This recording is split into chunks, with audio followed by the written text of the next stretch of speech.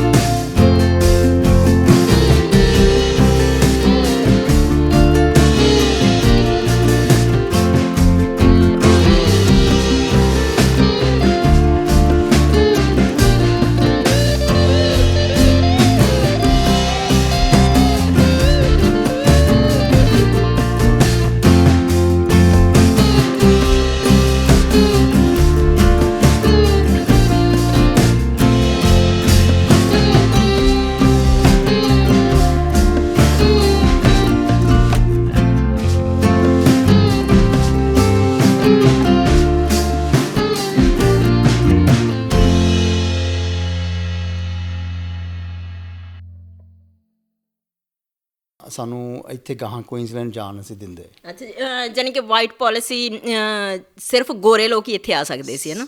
ਇਹ ਮੰਗਦੇ ਸੀ ਆਸਟ੍ਰੇਲੀਆ ਗੋਰਾ ਹੀ ਰਵੇ। ਤਾਂ ਇਹਨਾਂ ਨੇ ਜਦ ਮੰਗਾਇਆ ਵਰਲਡ ਵਾਰ 2 ਤੋਂ ਬਾਅਦ, ਇਹਨਾਂ ਨੇ ਜਿਹੜੇ ਦੁਸ਼ਮਣ ਸੀਗੇ ਇਹਨਾਂ ਦੇ ਇਟਲੀ ਦੇ ਲੋਕ, ਜੋ ਜਿਹੜੇ ਹਿਟਲਰ ਨਾਲ ਮੁਸੋਲੀਨੀ ਹਿਟਲਰ ਨਾਲ ਅਲੋਂਗ ਸਾਈਡ ਲੜਾਈ ਕਰਦਾ ਸੀਗਾ, ਲੜਾਈ ਤੋਂ ਬਾਅਦ ਗੋਰੇ ਉਹਨਾਂ ਨਾਲ ਲੜਦੇ ਸੀ, ਲੜਾਈ ਤੋਂ ਬਾਅਦ ਉਹਨਾਂ ਨੂੰ ਮੰਗਾਇਆ ਇੱਥੇ ਵੀ ਉਹ ਗੋਰੇ ਆ। ਸਾਨੂੰ ਪੰਜਾਬੀਆਂ ਨੂੰ ਹੋਰ ਦੇਸ਼ਾਂ ਵਾਲਿਆਂ ਜਿਹਨਾਂ ਰੰਗ ਥੋੜ੍ਹੀ ਮਾੜਾ ਕਾਲਾ ਆ, ਉਹਨਾਂ ਨੂੰ ਨਹੀਂ ਸੀ ਆਉਣ ਦਿੰਦੇ। ਤੇ ਇਹ ਵਾਈਟ ਪਾਲਿਸੀ ਫਿਰ ਕਦੋਂ ਕੁ ਤੱਕ ਰਹੀ ਸੀਗੀ? ਇਹਨਾਂ ਨੇ ਮੈਂ ਕਿਹਾ ਸ਼ਿਫਲੀ ਨੇ ਬੰਦ ਕੀਤੀ ਆ around the 1950s, I think they stopped the white Australia policy. I'm not quite sure on that one, but ਉਸ ਤੋਂ ਬਾਅਦ ਫਿਰ ਹੌਲੀ ਹੌਲੀ ਚੀਨੇ ਆਉਣ ਲੱਗ ਪਏ। ਮੈਜੋਰਟੀ ਈਵਨ ਅੱਜ ਤੱਕ I think the majority of people coming to this country England ਦੇ ਗੋਰੇ ਆ। ਹਾਂਜੀ, ਅਤੇ ਜਿਵੇਂ ਤੁਸੀਂ ਕਿਹਾ ਵੀ ਉਦੋਂ ਵਾਈਟ ਪੋਲਿਸੀ ਹੁੰਦੀ ਸੀਗੀ, ਅਤੇ ਫਿਰ ਜਿਹੜੇ ਤੁਹਾਡੇ ਪੇਰੈਂਟਸ ਆ ਉਹ ਮਤਲਬ ਕਿ ਆਰਾਮ ਨਾਲ ਇੱਥੇ ਰਹਿ ਸਕਦੇ ਸੀ?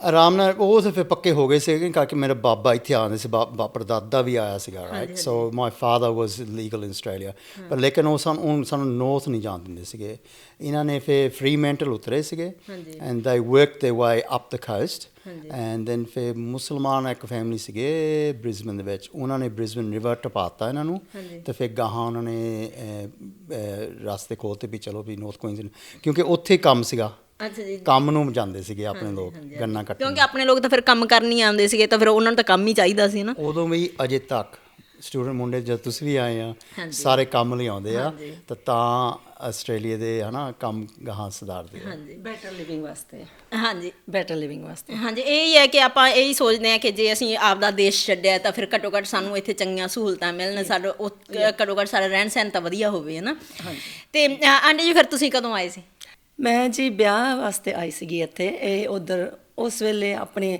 ਪੰਜਾਬੀ ਸਾਰੇ ਇੰਡੀਆ ਜਾ ਕੇ ਹੀ ਵਿਆਹ ਕਰਦੇ ਸੀਗੇ ਕਿਉਂਕਿ ਇੱਥੇ ਇੰਨੀ ਪੋਪੂਲੇਸ਼ਨ ਨਹੀਂ ਸੀਗੀ ਤਾਂ ਅਰੇਂਜ ਮੈਰਿਜ ਆਪਣੇ ਜਿਸ ਤਰ੍ਹਾਂ ਕਰੀਦੀ ਹੈਗੀ ਆ ਉਸ ਹਿਸਾਬ ਨਾਲ ਇਹ ਉਦੋਂ 82 ਵਿੱਚ ਇੰਡੀਆ ਆਏ ਸੀਗੇ ਤਾਂ ਉਦੋਂ ਸਾਡੀ ਅੰਗੇਜਮੈਂਟ ਹੋਈ ਸੀ ਫਿਰ 84 ਵਿੱਚ ਮੈਂ ਇੱਥੇ ਵਿਆਹ ਆਈ ਤਾਂ ਮੇਰਾ ਵਿਆਹ ਇੱਥੇ ਹੋਇਆ ਸੀਗਾ ਜਾਣੀ ਕਿ ਤੁਸੀਂ ਅੰਗੇਜਮੈਂਟ ਕਰਾ ਕੇ ਫਿਰ ਇੱਥੇ ਆਏ ਤਾਂ ਇੱਥੇ ਆ ਕੇ ਵਿਆਹ ਹੋਇਆ ਅੰਗੇਜਮੈਂਟ ਕਰਾ ਕੇ ਮੈਂ ਇੰਡੀਆ ਹੀ ਰਹੀ ਸੀਗੀ ਹਾਂਜੀ ਤਾਂ ਫਿਰ 84 ਵਿੱਚ ਮੈਂ ਆਈ ਇੱਥੇ ਵਿਆਹ ਵਾਸਤੇ ਵਿਆਹ ਵਾਸਤੇ ਤੇ ਤੁਹਾਡੇ ਪੇਰੈਂਟਸ ਬ੍ਰਦਰ ਸਿਸਟਰ ਉਹ ਵੀ ਨਾਲ ਆਏ ਸੀ ਨਹੀਂ ਜੀ ਮੈਂ ਇਕੱਲੀ ਆਈ ਸੀ ਜਾਣੀ ਕਿ ਤੁਸੀਂ ਆਪਦਾ ਵਿਆਹ ਕਰਾਉਣ ਇਕੱਲੇ ਹੀ ਆ ਗਏ ਸੀ ਬਿਲਕੁਲ ਇਕੱਲੀ ਆਈ ਸੀਗੀ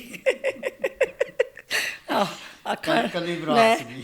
ਮੈਂ ਕੋਈ ਰਾਤ ਨਹੀਂ ਸੀ ਨਾਲ ਆਈ so yeah that was sad actually ਉਸ ਵੇਲੇ ਇਕੱਲੀ ਮੈਂ ਖੜੀ ਸੀਗੀ ਤਾਂ ਸਾਰੇ ਇੱਥੇ ਆਪਣੀ ਕਮਿਊਨਿਟੀ ਦੇਖ ਕੇ ਥੋੜਾ ਦਿਲ ਖੁਸ਼ ਹੋਇਆ ਸੀ ਚਲੋ ਆਪਣੇ ਪੰਜਾਬੀ ਹੈਗੇ ਆ ਤਾਂ ਇਹਨਾਂ ਦਾ ਪਰਿਵਾਰ ਵੀ ਕਾਫੀ ਵੱਡਾ ਸੀਗਾ ਤਾਂ ਬਹੁਤਾ ਮਹਿਸੂਸ ਨਹੀਂ ਹੋਇਆ ਵੀ ਮੈਂ ਕੁਝ ਪਿੱਛੇ ਛੱਡਿਆ ਹੈਗਾ ਹਾਂਜੀ ਹਾਂਜੀ ਫਿਰ ਤੁਹਾਡੀ ਡੋਲੀ ਕਿਹਨੇ ਤੋਰੀ ਸੀ ਡੋਲੀ ਨਹੀਂ ਇੱਥੇ ਤੁਰਦੀ ਅਸੀਂ ਸਿੱਧੇ ਘਰ ਵਿੱਚ ਹੀ ਆਉਂਦੇ ਆ ਉਸ ਵੇਲੇ ਸਿੱਧੇ ਘਰ ਵਿੱਚ ਆਏ ਸੀਗੇ ਡੋਲੀ ਨਹੀਂ ਸੀਗੀ ਕੋਈ ਰਸਮ ਰਿਵਾਜ ਨਹੀਂ ਸੀਗੇ ਤੇ ਜਾਨੀ ਕਿ ਉਹ ਵੀ ਇੱਕ ਮਜਬੂਰੀ ਸੀ ਮੇਰੇ ਖਿਆਲ ਚ ਉਦੋਂ ਫਿਰ ਵੀਜ਼ੇ ਵੀ ਨਹੀਂ ਲੱਗਦੇ ਸੀਗੇ ਹਨਾ ਇਦਾਂ ਸਾਰੇ ਪਰਿਵਾਰ ਦੇ ਜੀ ਜੀ ਉਸ ਵੇਲੇ ਵੀਜ਼ੇ ਨਹੀਂ ਲੱਗਦੇ ਸੀ ਨਾਲੇ ਅਫੋਰਡ ਕਰਨਾ ਵੀ ਔਖਾ ਸੀਗਾ ਫੈਮਲੀਆਂ ਵਾਸਤੇ ਤਾਂ ਉਸ ਵੇਲੇ ਕਾਫੀ ਪੈਸੇ ਦੀ ਤੰਗੀਆਂ ਵੀ ਸੀ ਖਾਸ ਕਰ ਜਿੱਦਾਂ ਹੁਣ ਮੇਰੇ ਡੈਡੀ ਨਹੀਂ ਸੀਗੇ ਤਾਂ ਮੰਮੀ ਹੀ ਇਕੱਲੀ ਸੀਗੀ ਤਾਂ ਉਹੀਓ ਸਾਨੂੰ ਸਾਰਿਆਂ ਨੂੰ ਜਿੱਦਾਂ ਪਾਲਿਆ ਪੋਸਿਆ ਤਾਂ ਉਹ ਨਹੀਂ ਅਫੋਰਡ ਕਰ ਸਕਦੇ ਸੀ ਉਸ ਵੇਲੇ ਤੇ ਜਦੋਂ ਫਿਰ ਤੁਸੀਂ ਇੱਥੇ ਆਏ ਵਿਆਹ ਹੋ ਗਿਆ ਫਿਰ ਤੁਸੀਂ ਵਾਪਸ ਇੰਡੀਆ ਗਏ ਉਹਨਾਂ ਨੂੰ ਮਿਲਣ ਵਾਸਤੇ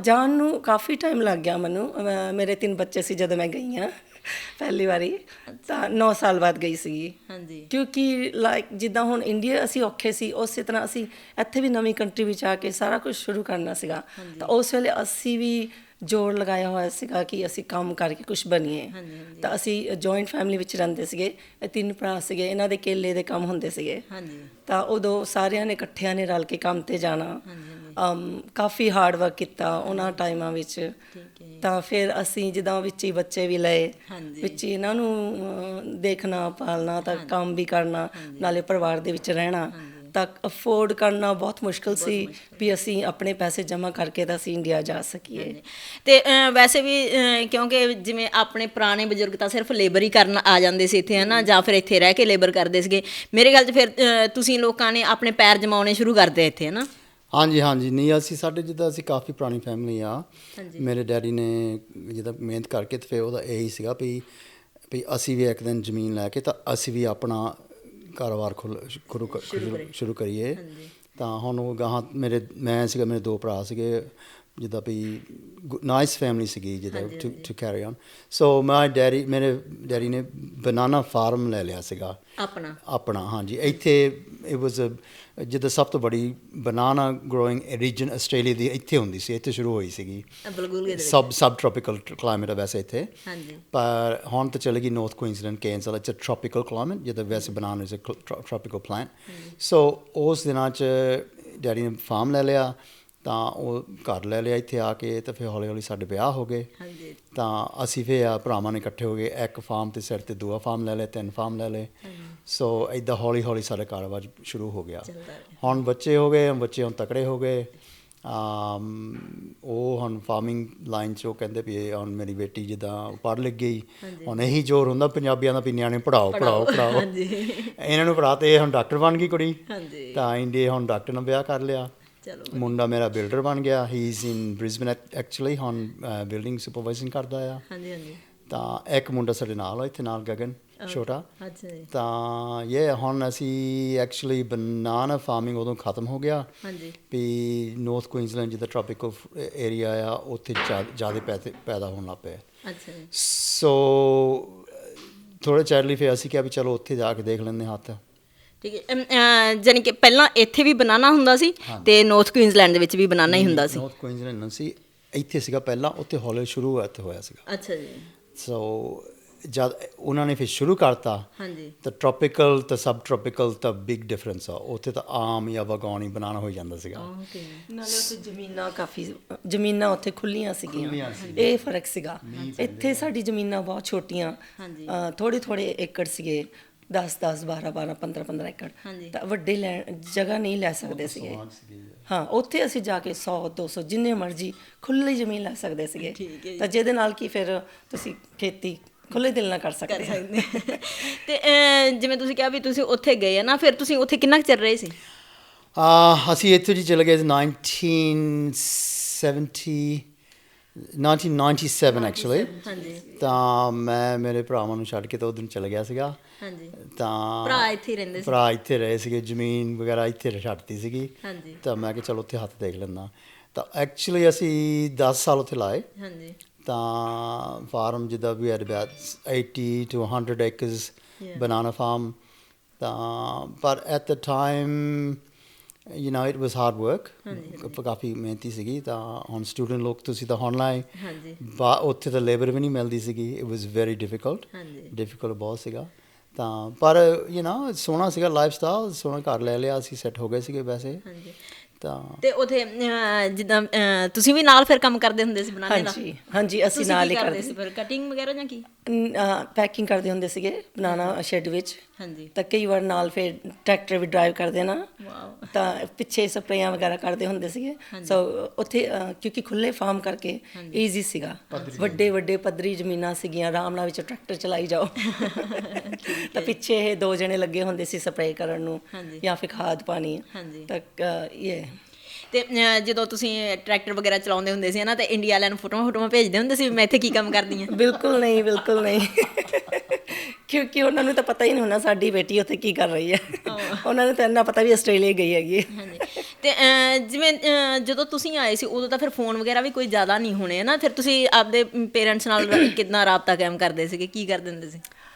ਉਹ ਟਾਈਮ ਬਹੁਤ ਮੁਸ਼ਕਿਲ ਸੀਗਾ। ਜਦੋਂ ਤੁਸੀਂ ਆਪਣਾ ਘਰ ਛੱਡ ਕੇ ਆਉਂਦੇ ਆ, ਪਿੱਛੇ ਅਸੀਂ ਦੇਖ ਵੀ ਨਹੀਂ ਸਕਦੇ ਸੀਗੇ ਵੀ ਉਹ ਕਿਸ ਤਰ੍ਹਾਂ ਹੈਗੇ ਆ, ਕਿ ਨਾ ਤਾਂ ਤੁਸੀਂ ਫੋਨ ਕਰ ਸਕਦੇ ਸੀਗੇ ਉਸ ਵੇਲੇ। ਅੱਜ ਕੱਲ੍ਹ ਤਾਂ ਬਹੁਤ ਸੌਖਾ ਹੋ ਗਿਆ ਹੈਗਾ, ਫੇਸਬੁੱਕ, ਵਟਸਐਪ ਸਭ ਕੁਝ ਚੱਲ ਪਿਆ ਹੈਗਾ, ਐਵਰੀ ਡੇ ਤੁਸੀਂ ਕਨੈਕਟ ਆ। ਪਰ ਉਸ ਵੇਲੇ ਅਸੀਂ ਬਹੁਤ ਜ਼ਿਆਦਾ ਡਿਸਕਨੈਕਟ ਸੀਗੇ। ਸਾਨੂੰ ਈਵਨ ਮੇਰੀ ਫੈਮਿਲੀ ਜਦੋਂ ਮੈਂ ਇੱਧਰ ਆ ਗਈ ਤਾਂ ਮੈਨੂੰ ਤਾਂ ਪਤਾ ਵੀ ਨਹੀਂ ਸੀ ਕਿ ਮੇਰੇ ਪਿੱਛੇ ਬ੍ਰਦਰ ਦਾ ਵਿਆਹ ਹੋ ਰਿਹਾ। ਜਦੋਂ ਮੈਨੂੰ ਮੇਰੇ ਬ੍ਰਦਰ ਦਾ ਕਾਰਡ ਮਿਲਿਆ ਤਾਂ ਉਹ ਵਿਆਹ ਹੋ ਚੁੱਕਾ ਸੀ ਉਹਦਾ। ਤਾਂ ਮੈਨੂੰ ਸਮਝ ਨਹੀਂ ਆਈ ਵੀ ਇਹ ਕਿਸ ਤਰ੍ਹਾਂ ਹੋਇਆ। ਤੇ ਹੁਣ ਤਾਂ ਜਿਵੇਂ ਤੁਹਾਡੇ ਬੱਚੇ ਵੀ ਵਿਆਹੇ ਗਏ ਹਨਾ, ਤੇ ਜਦੋਂ ਤੁਹਾਡਾ ਵਿਆਹ ਹੋਇਆ ਤੇ ਤੁਹਾਡੀ ਬੇਟੇ ਦਾ ਵਿਆਹ ਹੋਇਆ, ਤੇ ਕਿੰਨਾ ਕੁ ਫਰਕ ਲੱਗਿਆ ਤੁਹਾਨੂੰ? ਜ਼ਮੀਨ ਆਸਮਾਨ ਦਾ ਫਰਕ ਹੈ। ਜਦੋਂ ਅਸੀਂ ਵਿਆਹ ਕਰਨਾ ਸੀ, ਸਾਡੀ ਕੋਈ ਚੋਇਸ ਨਹੀਂ ਸੀ, ਸਾਡੀ ਕੋਈ ਡਿਮਾਂਡ ਹੈ ਹੀ ਨਹੀਂ ਸੀ। ਅਸੀਂ ਕੁਝ ਨਹੀਂ ਪੁੱਛ ਸਕਦੇ ਸੀ ਵੀ ਅਸੀਂ ਸਾਡੇ ਲਈ ਆਹ ਕਰੋ। ਪਰ ਬੱਚੇ ਹੁਣ ਕਹਿੰਦੇ ਆ ਸਭ ਕੁਝ ਸਾਡੇ ਲਈ ਹੋਵੇ। ਇਹਨਾਂ ਜੋ ਚਾਹੁੰਦੇ ਹੈ, ਫੇਰੀ ਟੇਲ ਵੈਡਿੰਗ ਡਿਮਾਂਡਸ ਅੱਜ ਕੱਲ੍ਹ ਹੈਗੇ ਆ, ਜੋ ਬੱਚੇ ਚਾਹੁੰਦੇ ਆ, ਔਰ ਮਾਪੇ ਵੀ ਉਹ ਇੱਛਾ ਇਹਨਾਂ ਦੀ ਪੂਰੀਆਂ ਕਰਨਾ ਮੰਗਦੇ ਆ। ਉਹ ਵੀ ਮੇਰੇ ਖਿਆਲ 'ਚ ਇਸ ਕਰਕੇ ਵੀ ਤੁਹਾਡੇ ਕੋਲ ਹੁਣ ਘੱਟੋ ਘੱਟ ਇੰਨਾ ਕੁ ਆਮਦਨ ਦੇ ਸਾਧਨ ਹੈਗੇ ਕਿ ਤੁਸੀਂ ਪੂਰੀਆਂ ਕਰ ਸਕਦੇ ਹੋ ਨਾ। ਉਹ ਵੀ ਹੈ ਪਰ ਆਈ ਥਿੰਕ ਮਨ ਵੀ ਖੁਸ਼ ਹੈ ਕਿਉਂਕਿ ਬੱਚੇ ਕਾਮਯਾਬੀਆਂ ਵਿੱਚ ਹਨ। ਤਾਂ ਜੇ ਬੱਚੇ ਕਾਮਯਾਬ ਹੈ ਤਾਂ ਤੁਸੀਂ ਕਿਉਂ ਨਹੀਂ ਉਹਨਾਂ ਵਾਸਤੇ ਕੁਝ ਕਰਨਾ? ਅਸੀਂ ਬੱਚਿਆਂ ਵਾਸਤੇ ਹੀ ਕਰਨਾ ਹੈਗਾ, ਇਹੀ ਸਾਡਾ ਫਿਊਚਰ ਹੈਗਾ, ਇਹੀ ਇਹਨਾਂ ਨੂੰ ਹੀ ਦੇਖ ਕੇ ਅਸੀਂ ਜੀਂਦੇ ਹਾਂ। ਤਾਂ ਸਾਡਾ ਮਨ ਬਹੁਤ ਖੁਸ਼ ਹੈ ਕਿ ਬੱਚੇ ਸਾਡੇ ਕਾਮਯਾਬ ਹੈ। ਤੇ ਮੈਂ ਚਾਹੁੰਦੀ ਹਾਂ ਕਿ ਆਪਾਂ ਆਂਟੀ ਅੰਕਲ ਦੇ ਬੱਚਿਆਂ ਨੂੰ ਵੀ ਬੁਲਾ ਲਈਏ, ਹੁਣ ਵਿੱਚ 2-4 ਗੱਲਾਂ ਉਹਨਾਂ ਨਾਲ ਵੀ ਕਰ ਲਈਏ।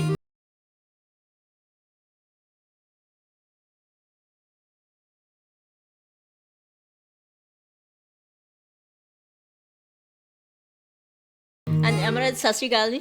ਸਤਿ ਸ਼੍ਰੀ ਅਕਾਲ ਸਾਰਿਆਂ ਨੂੰ। ਹਾਂਜੀ ਅਮਰਤ, ਜਿਵੇਂ ਤੁਹਾਡੇ ਡੈਡੀ ਨੇ ਦੱਸਿਆ ਕਿ ਤੁਸੀਂ ਡਾਕਟਰ ਹੋ ਨਾ, ਬਹੁਤ ਹੀ ਮਾਣ ਵਾਲੀ ਗੱਲ ਆ ਸਾਡੇ ਪੰਜਾਬੀਆਂ ਲਈ ਇਹ। ਤੇ ਮੈਂ ਤੁਹਾਨੂੰ ਇਹ ਪੁੱਛਣਾ ਚਾਹੂੰਗੀ ਕਿ ਇਹ ਕਹਿੰਦੇ ਕਿ ਤੁਹਾਡੀ ਇੱਛਾ ਸੀ ਕਿ ਮੈਂ ਡਾਕਟਰ ਮੁੰਡੇ ਨਾਲ ਹੀ ਵਿਆਹ ਕਰਾਵਾਂ, ਉਹ ਕਿਉਂ? ਆਈ ਥਿੰਕ ਮੇਰੇ ਲਈ ਇੰਪੋਰਟੈਂਟ ਸੀਗਾ ਵੀ ਸਾਡੀ ਮੇਲ ਹੋਵੇ, ਹੈ ਨਾ, ਵੀ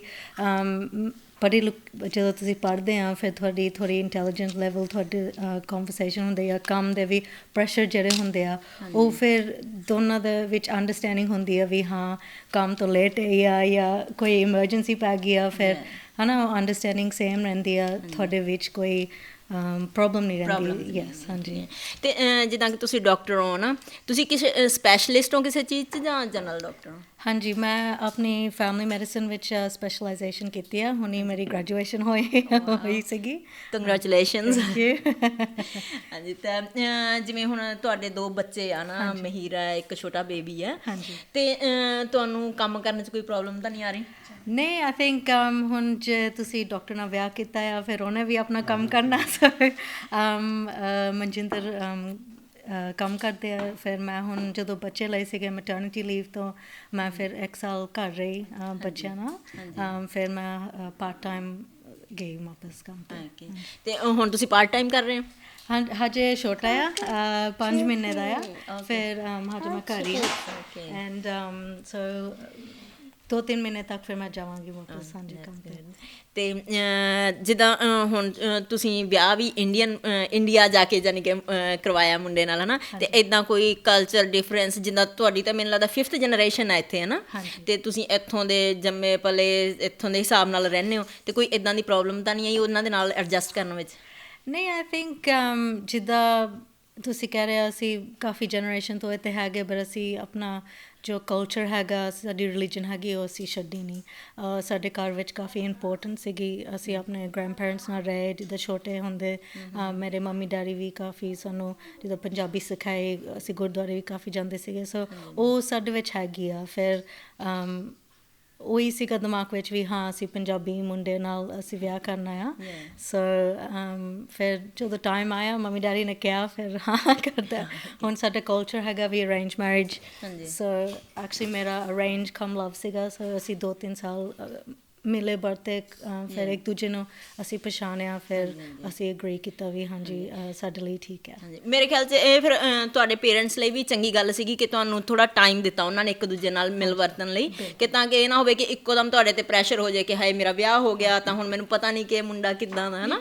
ਪਰ ਸਰਬਜੀਤ ਇਹਨਾਂ ਦਾ ਜਿਹੜਾ ਮਿਲਨ ਵਰਤਨ ਸੀਗਾ, ਉਹ ਵੀ ਡਿਸਟੈਂਸ ਵਿੱਚ ਸੀਗਾ। ਹਾਂ, ਵੀ ਇੱਕ ਇੱਥੇ ਸੀ ਤੇ ਉੱਥੇ ਸੀਗਾ, ਸੋ ਇਹਨਾਂ ਨੇ ਕਮਿਊਨੀਕੇਟ ਕਰਕੇ ਤਾਂ ਜਿਹਦਾ ਇੱਕ ਦੂਜੇ ਨੂੰ ਪਛਾਣਿਆ। ਹਾਂਜੀ, ਪਰ ਉਹ ਵੀ ਬਹੁਤ ਚੰਗੀ ਗੱਲ ਹੈ ਵੀ ਤੁਸੀਂ ਇਹਨਾਂ ਨੂੰ ਮੌਕਾ ਦਿੱਤਾ ਨਾ, ਇਹ ਨਹੀਂ ਕੀਤਾ ਵੀ ਹਾਂਜੀ ਗਏ ਇੰਡੀਆ ਜਾ ਕੇ ਮੁੰਡਾ ਲੱਭਿਆ ਤੇ ਵਿਆਹ ਕਰਤਾ ਤੇ ਫਿਰ ਉਹ ਇੱਕੋ ਦਮ ਇੱਧਰ ਲੈ ਆਏ ਨਾ। ਅੱਜ ਕੱਲ੍ਹ ਜ਼ਮਾਨਾ, ਹੁਣ ਅਸੀਂ ਵੀ ਆ ਮਾਡਰਨ ਪੀਪਲ, ਲਾਈਕ ਅਸੀਂ ਪਛਾਣਦੇ ਹਾਂ ਵੀ ਜਨਰੇਸ਼ਨ ਹੁਣ ਬਦਲ ਗਈ, ਦੁਨੀਆਦਾਰੀ ਬਦਲ ਗਈ, ਇੰਡੀਆ ਵੀ ਬਦਲ ਗਿਆ ਸਭ ਕੁਝ, so you have to change, ਬੰਦੇ ਨੂੰ ਚੇਂਜ ਹੋਣਾ ਪੈਣਾ, ਪਰ ਐਟ ਦ ਸੇਮ ਟਾਈਮ ਨਿਆਣੇ ਨੂੰ ਫੁੱਲ ਓਪਰਚੁਨਿਟੀ ਦੇਣੀ ਪਈ ਆ, ਜਿੱਦਾਂ ਹੁਣ ਇਹਨਾਂ ਨੇ ਹੁਣ ਆਪਣੀ ਚੋਇਸ। ਨਹੀਂ, ਉਹ ਤਾਂ ਬਹੁਤ ਵਧੀਆ ਗੱਲ ਹੈ ਜੀ, ਕਿਉਂਕਿ ਲਾਈਫ ਇਹਨਾਂ ਨੇ ਜਿਉਣੀ ਆ, ਹੈ ਨਾ, ਤਾਂ ਜੇ ਇਹ ਇੱਕ ਦੂਜੇ ਦੇ ਨਾਲ ਮੈਚ ਨਹੀਂ ਕਰਨਗੇ ਤਾਂ ਫਿਰ ਔਖਾ ਹੋ ਜਾਂਦਾ।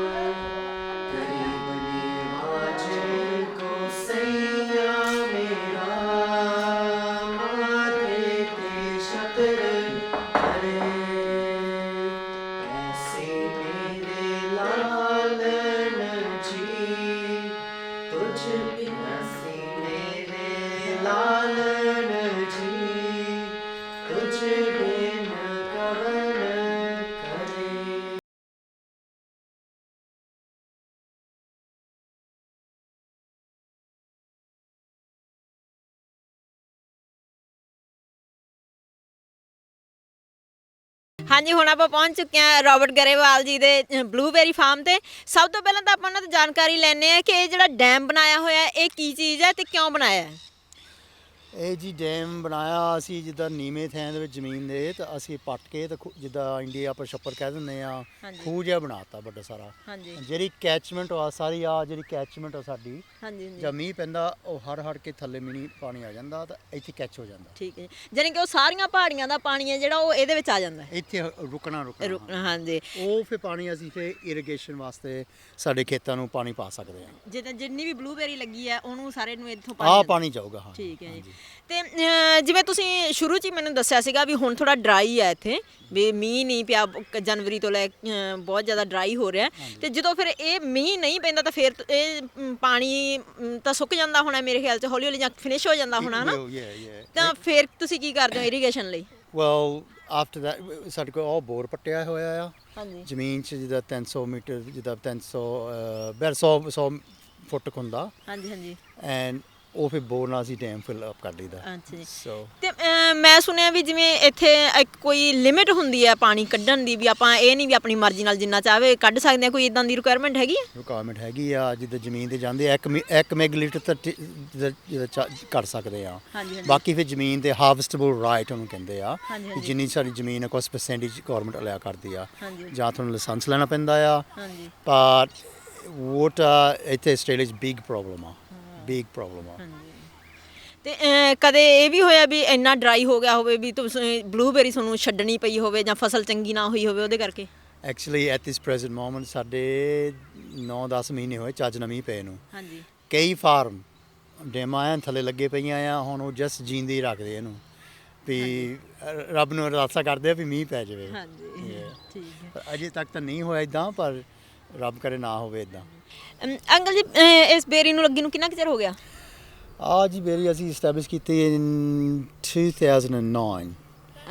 ਜਾਨੀ ਕਿ 10 ਸਾਲ ਹੋ ਗਏ। 10 ਸਾਲ ਹੋ ਗਏ। ਹਾਂਜੀ ਤੇ ਇਹਦੀ ਬੁਨਿਆਦ ਕਿੰਨੀ ਕੁ ਹੁੰਦੀ ਹੈ ਕਿ ਇੱਕ ਬੂਟਾ ਜਿਹੜਾ ਕਿੰਨਾ ਕੁ ਚਿਰ ਕੱਢਦਾ ਹੈ? ਵੈਲ ਦੇ ਰਫਲੀ 10 ਸਾਲ ਪੁਰਾਣੀ ਆ। ਹੁਣ ਇਹ ਜਿੱਦਾਂ ਕਿਤੇ ਬੂਟਾ ਹੁਣ ਹਿੱਲੀ ਜਾਂਦਾ, ਮਰੀ ਜਾਂਦਾ ਜਾਂ ਸੁੱਕੀ ਜਾਂਦਾ ਜਾਂ ਕੀੜਾ ਪੈ ਗਿਆ ਜਾਂ ਕੁਛ। ਸੋ ਰਫਲੀ 10 years we have life expectancy ਇਹਨਾਂ ਦੀ, ਹੈ ਨਾ। ਤੇ ਜਿੱਦਾਂ ਜਦੋਂ ਤੁਹਾਨੂੰ ਲੱਗਦਾ ਵੀ ਹੁਣ ਇਹਦੀ ਬੁਨਿਆਦ ਨਹੀਂ ਰਹੀ ਫਿਰ ਤੁਸੀਂ ਇਹਨੂੰ ਕੱਟ ਦਿੰਦੇ ਹੋ? ਇਹ ਫਿਰ ਅਸੀਂ ਪੱਟ ਦਿੰਦੇ ਆ। ਇੱਥੇ ਫਿਰ ਹੁਣ ਪੋਟਸ ਵਿੱਚ ਲੱਗਦੀਆਂ ਆ ਗਮਲਿਆਂ ਵਾਸਤੇ। ਸ਼ੁਰੂ ਆਲਰੇਡੀ ਕੀਤੇ ਹੋਏ ਆ। ਠੀਕ ਹੈ ਦੂਸਰੇ ਪਾਸੇ। ਠੀਕ ਹੈ ਵੀ ਜਿੱਥੋਂ ਬੇਰੀ ਪੱਟਤੀ ਉੱਥੇ ਤੁਸੀਂ ਫਿਰ ਹੁਣ ਨਵੀਂ ਲਾ ਰਹੇ ਹੋ? ਹਾਂਜੀ ਠੀਕ ਹੈ ਉਹ ਜੀ। ਹੁਣ ਅਸੀਂ ਪੋਟਾਂ ਵਿੱਚ ਲਗਾ ਰਹੇ ਹਾਂ। ਠੀਕ ਹੈ ਜੀ। ਚਲੋ ਉਹ ਵੀ ਫਿਰ ਆਪਾਂ ਦਿਖਾਵਾਂਗੇ ਵੀ ਪੋਟਾਂ 'ਚ ਕਿਵੇਂ ਲੱਗਦੀ ਹੈ ਨਾ, ਕਿਉਂਕਿ ਆ ਤਾਂ ਧਰਤੀ 'ਚ ਲੱਗੀ ਹੋਈ ਹੈ। ਤੇ ਇਹਨੂੰ ਬੂਟੇ ਨੂੰ ਕੋਈ ਬਿਮਾਰੀ ਵਗੈਰਾ ਵੀ ਪੈਂਦੀ ਹੈ ਜਾਂ ਹੈਲਥੀ ਰਹਿੰਦੇ ਆ ਹਮੇਸ਼ਾ? ਬਹੁਤ ਜ਼ਿਆਦਾ ਪੈਂਦੀ ਜੀ ਇਹਨਾਂ ਨੂੰ। ਫਿਰ ਪੰਛੀਆਂ ਸਾਰੀਆਂ ਜਿੱਦਾਂ ਇਹਨਾਂ ਨੂੰ ਬਹੁਤ ਜ਼ਿਆਦਾ ਪਸੰਦ ਕਰਦੀਆਂ। ਨੈਟ ਫਿਰ ਲੱਗੇ ਹੋਏ ਆ। ਅੱਛਾ ਮੈਂ ਨਾ ਦੇਖ ਰਹੀ ਸੀ, ਮੈਂ ਕਿਹਾ ਨੈਟ ਲੱਗਿਆ ਹੋਇਆ ਤਾਂ ਪ੍ਰੋਟੈਕਸ਼ਨ ਵਾਸਤੇ ਹੈ ਨਾ। ਹਾਂਜੀ ਬਹੁਤ ਜ਼ਿਆਦਾ ਮਿਹਨਤ ਕਰਨੀ ਪੈਂਦੀ ਆ ਨੈਟ ਉੱਤੇ ਲਾ ਕੇ ਬਰਡਸ ਵਗੈਰਾ ਨੂੰ ਪਾਰ ਕੱਢਣ ਨੂੰ। ਫਿਰ ਸਪਰੇਆਂ ਇਹਨੂੰ ਹਰੇਕ week we have to spray. ਤਾਂ ਇਟਸ ਲੋਟ ਆਫ ਵਰਕ, ਮਿਹਨਤ ਬਹੁਤ ਜ਼ਿਆਦਾ ਹੈ ਇਹਦੇ ਵਿੱਚ। ਠੀਕ ਹੈ ਜੀ। ਜਿਸ ਤਰ੍ਹਾਂ ਇਹ ਅਸੀਂ ਪਹਿਲਾਂ ਕੇਲੇ ਦਾ ਕਰਦੇ ਸੀ, ਉਹਦੇ 'ਚ ਫਿਜ਼ੀਕਲ ਮਿਹਨਤ ਸੀਗੀ। ਹਾਂਜੀ ਹਾਂਜੀ। ਕਿ ਬੇਰੀਆਂ ਵਿੱਚ ਫਿਜ਼ੀਕਲ ਹੈ ਪਰ ਲਾਈਟ ਵਰਕ ਹੈ, ਪਰ ਕਨਸਟੈਂਟ ਵਰਕ ਹੈ। ਓਕੇ ਕਨਸਟੈਂਟ ਹੈ। ਯਾਨੀ ਕਿ ਤੁਹਾਨੂੰ ਹਰ ਰੋਜ਼ ਧਿਆਨ ਰੱਖਣਾ ਪੈਂਦਾ ਕਿ ਕੋਈ ਬਿਮਾਰੀ ਨਾ ਪੈ ਜੇ ਜਾਂ ਮਤਲਬ ਪਾਣੀ ਪ੍ਰੋਪਰ ਆ ਰਿਹਾ ਜਾਂ ਨਹੀਂ, ਹੈ ਨਾ? ਹਾਂਜੀ ਹਾਂਜੀ। ਤੇ ਜਿੱਦਾਂ ਇਹ ਜਿਹੜੀ ਬੇਰੀ ਆ ਇਹਨੂੰ ਕਿੰਨਾ ਕੁ ਫਰੂਟ ਕਿੰਨਾ ਕੁ ਲੱਗ ਜਾਂਦਾ ਹੋਣਾ ਇੱਕ ਸੀਜ਼ਨ ਦੇ ਵਿੱਚ? ਉਹ ਜਿੱਦਾਂ ਇਸ ਤਰ੍ਹਾਂ ਪੇੜ ਆ, ਘੱਟ ਤੋਂ ਘੱਟ ਵੀ ਸ਼ੁੱਡ ਇਹ ਵੈਰਾਈਟੀ 'ਚੋਂ 8 ਕਿਲੋ ਤਾਂ ਚਾਹੀਦਾ। ਜਿੱਦਾਂ ਹੁਣ ਕਈ ਤੇ 4-5 ਜਿੱਦਾਂ ਡਿਪੈਂਡ ਆ ਗਰੋਅਰ ਤੇ। ਹਾਂਜੀ ਪਰ ਵੈਰਾਈਟੀ ਤੇ ਡਿਪੈਂਡ ਆ, ਪਰ ਰਫਲੀ 7 to 8 kilos wood B good ਜੇ ਕਰ ਸਕਦੇ ਆ।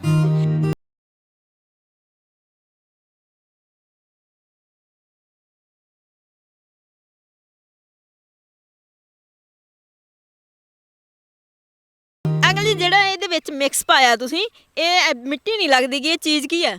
ਇਹ ਜੀ ਮੀਡੀਅਮ ਇਹਨੂੰ ਸਾਦੇ ਆ। ਇਹ ਬਣੀ ਆ, ਉਹਨਾਂ ਨੇ ਬਣੀ ਆ ਸਾਰੇ ਵਿੱਚ ਕਾਫੀ ਕੋਕੋਨਟ, ਫੀਟ ਮੌਸ, ਦੂਈ ਵੀ ਪਾਈ ਹੈ ਨਾ। ਅੱਛਾ ਜੀ। ਬਹੁਤ ਜ਼ਿਆਦਾ ਆਪ ਬਣਾਈ ਹੋਈ ਹੈ। ਇਹ 1 ਕੁਇੰਟਲ ਜਿੱਦਾਂ ਘੱਟ ਤੋਂ ਘੱਟ 1000-1200 ਦਾ ਆਉਂਦਾ। $1200 ਦਾ? ਹਾਂਜੀ ਹਾਂਜੀ। ਠੀਕ ਹੈ। ਤੇ ਕਿੰਨੇ ਕੁ ਬੈਗ ਭਰ ਲੈਂਦੇ ਆ? ਹਾਂਜੀ ਇਹਦੇ ਵਿੱਚ ਮਸੀ 100 ਭਰਦਾ। ਸੋ ਕਾਫੀ ਐਕਸਪੈਂਸਿਵ, ਪਰ ਇਨ 5 ਸਾਲ ਕੱਢ ਜਾਣਾ। ਜਾਨੀ ਕਿ 5 ਸਾਲ ਬੇਰੀ ਇਹਦੇ ਵਿੱਚ ਹੀ ਹੋਈ ਜਾਊਗੀ? ਹਾਂ ਇਹ ਇਹਦੀ ਸਿਫਤ ਆ। ਵਾਓ। ਤੇ ਉਹ ਹੁਣ ਫਿਰ ਇਹਦੇ ਵਿੱਚ ਤੁਸੀਂ ਬੀਜ ਲਾਓਗੇ ਜਾਂ ਬੂਟੇ ਕੀ ਲਾਓਗੇ? ਨਹੀਂ ਬੂਟੇ ਆਉਂਦੇ $10 ਦੇ ਬੂਟੇ ਆ, ਹਾਂਜੀ। $10 ਦੀ ਮੀਡੀਅਮ ਪੈ ਗਈ ਸਾਨੂੰ, ਹਾਂਜੀ ਠੀਕ ਆ।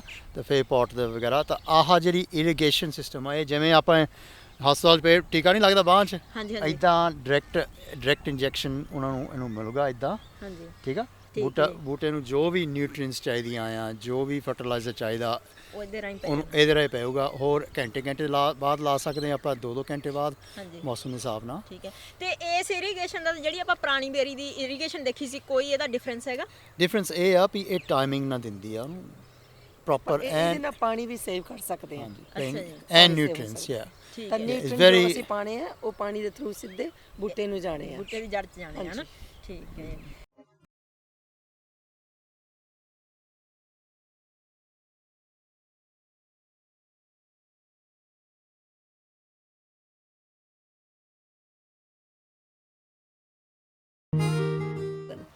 ਹਾਂਜੀ, ਜਿਹੜੀ ਬੇਰੀ ਦੀ ਪੈਕਿੰਗ ਆ ਉਹ ਇਹਨਾਂ ਛੋਟੀਆਂ ਛੋਟੀਆਂ ਇਹਨਾਂ ਨੂੰ ਕੌਲੀਆਂ ਕਹਿ ਦਿੰਦੇ ਆ ਆਪਾਂ, ਹਨਾ? ਇਹਦੇ ਵਿੱਚ ਪਾਨਰਸ, ਓਕੇ ਪੰਜਾਬੀ 'ਚ ਅਸੀਂ ਕੌਲੀਆਂ ਕਹਿੰਦੇ ਆ। ਪਾਨਰਸ ਦੇ ਵਿੱਚ ਪਾ ਦਿੰਦੇ ਆ ਤੇ ਇਹਨੂੰ ਫਿਰ ਟਰੇ ਨੂੰ ਭਰ ਕੇ, ਹਨਾ ਤੁਸੀਂ? ਇਹਦੇ ਵਿੱਚ 250 ਗ੍ਰਾਮ ਪੈਂਦੇ ਹਨਾ? ਹਾਂਜੀ 250 ਗ੍ਰਾਮ ਇਹਦੇ ਵਿੱਚ ਪੈਂਦੇ ਆ। ਠੀਕ ਹੈ ਜੀ। ਅਸੀਂ ਇੱਥੋਂ ਜਦੋਂ ਤੋੜ ਕੇ ਲੈ ਕੇ ਆਉਂਦੇ ਆ ਤੇ ਅਸੀਂ ਇੱਥੇ ਥੋੜੀ ਜਿਹੀ ਸ਼ੇਡ ਹੁੰਦੀ ਆ, ਉਸ ਤਰ੍ਹਾਂ ਕੰਮ ਇਹ ਬਹੁਤ ਜ਼ਿਆਦਾ ਹਾਰਡ ਹੈ। ਗਰਮੀ ਵਿੱਚ ਸਾਰੇ ਪਿਕ ਕਰਦੇ ਆ, ਪਿਕਰਸ। ਹਾਂਜੀ ਵਿਚਾਰੇ ਤੇ ਤਰਸ ਵੀ ਬਹੁਤ ਆਉਂਦਾ ਹੈ। ਜਦੋਂ ਪਿਕ ਕਰਕੇ ਲੈ ਕੇ ਆਉਂਦੇ ਹੈਗੇ ਤਾਂ ਅਸੀਂ ਇੱਥੇ ਟਰੇ ਦੇ ਵਿੱਚ ਛਾਂਟ ਕੇ ਸਾਫ਼ ਕਰਕੇ ਇਸ ਤਰ੍ਹਾਂ ਦੇਖ ਕੇ ਤਾਂ ਆਪਣੀ ਕੌਲੀਆਂ ਭਰ ਕੇ ਟਰੇਆਂ ਰੱਖ ਦੇਈਦੀਆਂ। ਠੀਕ ਹੈ। ਤਾਂ ਤੇ ਜਦੋਂ- ਜੇ ਕੋਈ ਵਧੀਆ ਬੇਰੀ ਨਹੀਂ ਹੈਗੀ ਉਹਨੂੰ ਫਿਰ ਤੁਸੀਂ ਕੀ ਕਰਦੇ ਹੋ? ਉਹਨੂੰ ਅਸੀਂ ਸਾਈਡ ਤੇ ਕੱਢ ਦੇਈਦਾ, ਜਿਸ ਤਰ੍ਹਾਂ ਹੁਣੇ ਮੈਂ ਤੁਹਾਨੂੰ ਦਿਖਾਉਂਦੀ ਆ। ਈਵਨ ਆ ਜਿਹੜੇ ਵਿੱਚ ਡੰਡੀਆਂ ਵਗੈਰਾ ਵੀ ਲੱਗੀਆਂ ਨਾ, ਇਹਨਾਂ ਨੂੰ ਵੀ ਲਾ ਦੇਈਦੀਆਂ। ਠੀਕ ਹੈ। ਤਾਂ ਜੇ ਕੋਈ ਹੁਣ ਕੱਚੀ ਵਿੱਚ ਵੇਰੀ ਆ ਗਈ ਹੈਗੀ, ਕੱਚੀ ਆ ਦੇਖੋ, ਹਾਂਜੀ ਹਾਂਜੀ ਹਰੀ ਹੈਗੀ, ਇਹਨੂੰ ਅਸੀਂ ਸਾਈਡ ਤੇ ਕੱਢ ਦਈਦਾ ਜਾਂ ਛਾਂਟ ਦੇਈਦਾ। ਠੀਕ ਹੈ ਜੀ। ਸਿਰਫ ਅਸੀਂ ਕੁਆਲਿਟੀ ਭੇਜੀ ਦੀ ਹੈ, ਗੁੱਡ ਕੁਆਲਿਟੀ ਦਾ ਫਰੂਟ, ਠੀਕ ਹੈ ਜੀ। ਤਾਂ ਕਿ ਸਾਨੂੰ ਗੁੱਡ ਪ੍ਰਾਈਸ ਮਿਲ ਸਕੇ। ਹਾਂਜੀ ਹਾਂਜੀ। ਤਾਂ ਫਿਰ ਇਹ ਜਦੋਂ ਸਾਰੀਆਂ ਟਰੇਆਂ ਭਰ ਜਾਂਦੀਆਂ ਤੇ ਫਿਰ ਜਾ ਕੇ ਤੁਸੀਂ ਉਸ ਬੇਰੀ ਨੂੰ ਛੱਡੇ ਹੋਣੇ? ਹਾਂਜੀ, ਠੀਕ ਜਦੋਂ ਹੈ। ਟਰੇਆਂ ਭਰ ਜਾਂਦੀਆਂ, ਸਾਰਾ ਟਰੱਕ ਵੀ ਭਰ ਜਾਂਦਾ, ਫਿਰ ਟਰੱਕ ਸਾਡਾ ਸ਼ਾਮ ਨੂੰ ਜਾਂ ਜਦੋਂ ਵੀ ਦੁਪਹਿਰੇ ਭਰ ਜਾਏ ਸ਼ਾਮ ਨੂੰ, ਇਹ ਫਿਰ ਸਾਡੀ ਇੱਕ ਇੱਥੇ ਬਣਿਆ ਹੈਗਾ ਪੈਕਿੰਗ ਹਾਊਸ, ਔਸ ਗਰੁੱਪ ਕਹਿੰਦੇ ਉਹਨੂੰ। ਹਾਂਜੀ ਹਾਂਜੀ। ਸਾਰਾ ਫਰੂਟ ਫਿਰ ਉੱਥੇ ਜਾਂਦਾ, ਉੱਥੇ ਅਨਪੈਕ ਕਰਕੇ ਤਾਂ ਉਹ ਫਿਰ ਸਾਨੂੰ ਰੀਪੈਕ ਕਰਕੇ ਅੱਗੇ ਮਾਰਕੀਟਿੰਗ ਕਰਦੇ ਹੈਗੇ ਆ। ਠੀਕ ਹੈ ਜੀ।